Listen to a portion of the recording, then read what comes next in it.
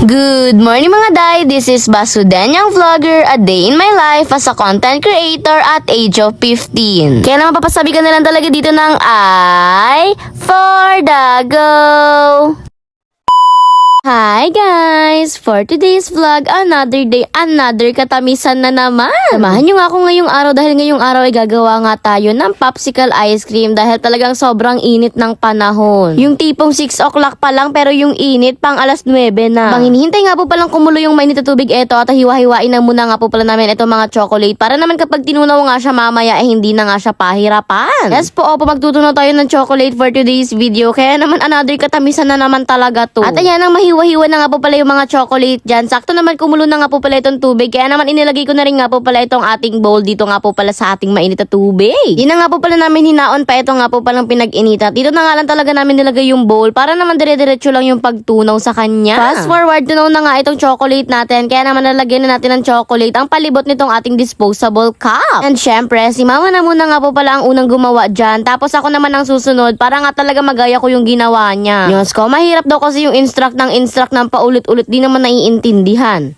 Madami nga yung tinunaw naming chocolate, kaya naman medyo madami-dami rin nga talaga yung mga pinaglalagay naming chocolate ito sa mga disposable cup. Bali mga nasa 9 na piraso nga lang po pala yung nagawa namin dyan. Gawa lang hindi na talaga namin dinamihan pa. Marami pa naman sana yung sobrang chocolate tsaka disposable cup, pero okay na yan para naman iwas tonsillitis. Nang malagay na nga po pala namin lahat ng disposable cup ay eto, lalagay na nga po pala namin yan isa-isa sa rep para naman mamaya kapag nilagyan nga talaga natin ng mixture hindi na nga talaga siya sasama. Kumbaga para tumigas na rin yung mga palibot na chocolate. And syempre habang hinihintay nga talaga namin na tumigas yung mga chocolate, puproceed naman nga kami dito nga po pala sa ating mixture. Eto na nga talaga yung ice cream na ilalagay natin dun sa disposable cup na may chocolate. Ilagay nga lang po pala kami dyan ng dalawang Nestle cream. Tinild nga namin yan pero nilabas din agad ni mama kahit hindi pa gagawin. Kaya naman nawala din talaga yung pagka-chilled niya. Syempre, minix na nga talaga namin yan gamit itong ating mixture. Dapat nga tuloy-tuloy lang pag-mix at walang pagtigil. Pero si mama ang nag-mix kaya naman napagod rin siya at hindi na nga talaga namin na-achieve yung volume na gusto namin. Alala ko nung nakaraang vlog namin, nag-volume talaga siya pero ngayon dahil tamad yung nag-mix, wag na lang daw.